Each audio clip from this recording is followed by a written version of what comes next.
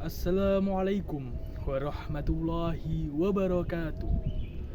Alhamdulillah, alhamdulillahirabbil alamin wa bihi nasta'inu ala umuri dunya waddin. Wassalatu wassalamu ala asrofil anbiya'i wa mursalin sayyidina wa maulana Muhammadin wa ala alihi wa sahbihi ajmain. Amma ba'du. Yang terhormat Rektor Universitas Islam Negeri Syahid Ali Rahmatullah Tulung Agung, Bapak Profesor Dr. Abdul Aziz MPDI. Yang saya hormati Koordinator Program Studi Manajemen Dakwah, Ibu Dr. Mutrofin MPhilI. Yang saya hormati Bapak Samsul Rifai MPDI selaku pengampu mata kuliah Retorika Dakwah. Dan teman-temanku yang berbahagia, pertama-tama marilah kita panjatkan puja dan puji syukur kita kehadirat Allah Subhanahu wa taala, karena berkat limpahan rahmat, taufik serta hidayahnya saya di sini dapat menyampaikan pidato ini dengan keadaan sehat walafiat. Tak lupa kedua kalinya salawat serta salam tetap kita curahkan dan panjatkan kepada junjungan kita Nabi Agung Nabi Muhammad Sallallahu Alaihi Wasallam, Nabi yang telah membawa Islam dari zaman jahiliyah menuju zaman Islamiyah yang terang benderang ini. Semoga kita semua dapat mendapatkan syafaat beliau di yaumul kiamah nanti. Amin ya rabbal alamin. Hadirin yang berbahagia, akhir-akhir ini di bumi ini sedang terjadi pemanasan global warming, di mana banyak pohon-pohon ditebang, banyak daerah-daerah diratakan, daerah hijau diratakan sebagai perumahan, sebagai ladang yang berdasar dari ketamakan manusia. Hal ini mengakibatkan kerusakan bagi alam itu sendiri dan berimbas kepada manusia di masa yang akan datang. Seperti yang terkandung dalam Quran surat Al-A'raf ayat 31 yang berbunyi wala tusrifu innahu la yujibbul musrifin, yang artinya dan janganlah kamu berbuat kerusakan di muka bumi. Sesungguhnya Allah tidak menyukai orang-orang yang berbuat kerusakan. Surat Al-A'raf ayat 31. Nah, dari surat ini kita tahu bahwa sedari dulu, sedari awal bumi ini diciptakan, bumi ini memang tercipta untuk manusia. Tetapi Allah juga menciptakannya untuk dijaga, bukan untuk dirusak. Manusia memang boleh memanfaatkan bumi ini, mengambil sumber daya alam, tapi ingat, itu hanya secukupnya.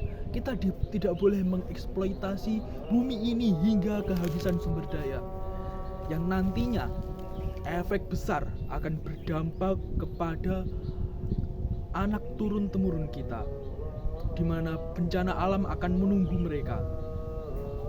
Kita bisa lihat sekarang es di kutub sudah mulai mencair. Hal ini mengakibatkan kenaikan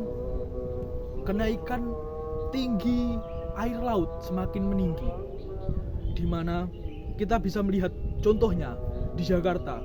Jakarta adalah kota yang saat ini mulai tenggelam dan di masa depan akan menjadi kota yang digenang oleh air. Hadirin yang berbahagia, Nabi Muhammad SAW dalam hadisnya menyebutkan, barang siapa menanam pohon, maka baginya setiap yang dimakan dari pohon tersebut adalah sedekah. Dan apa yang dicuri darinya adalah sedekah. Dan tidaklah seorang mengambil manfaat darinya kecuali sedekah baginya. Hadis riwayat Ahmad. Nah, dari hadis ini kita dapat tahu bahwa Nabi Muhammad juga memerintahkan kita untuk melestarikan alam ini. Kita diminta untuk menanam pohon Kenapa kita diminta menanam pohon?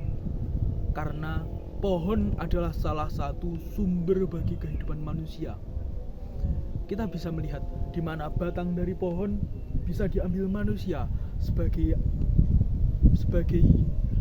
alat untuk membangun rumah. Buah-buah dari pohon juga dimanfaatkan manusia untuk dimakan. Bahkan pohon adalah tumbuhan yang mencegah bumi ini dari kerusakan.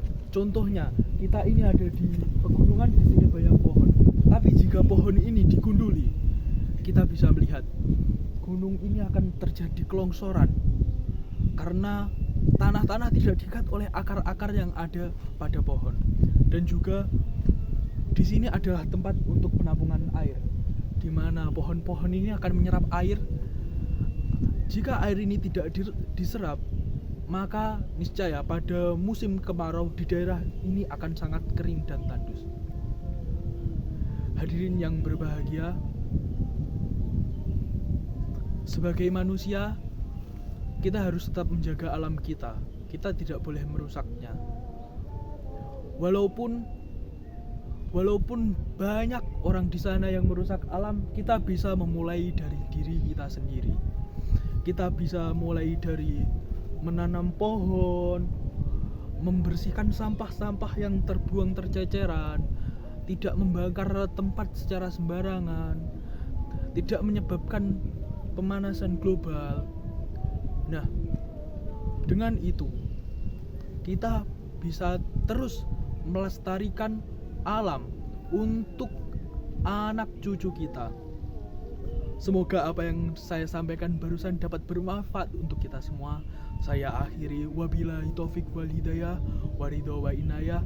Wassalamualaikum warahmatullahi wabarakatuh.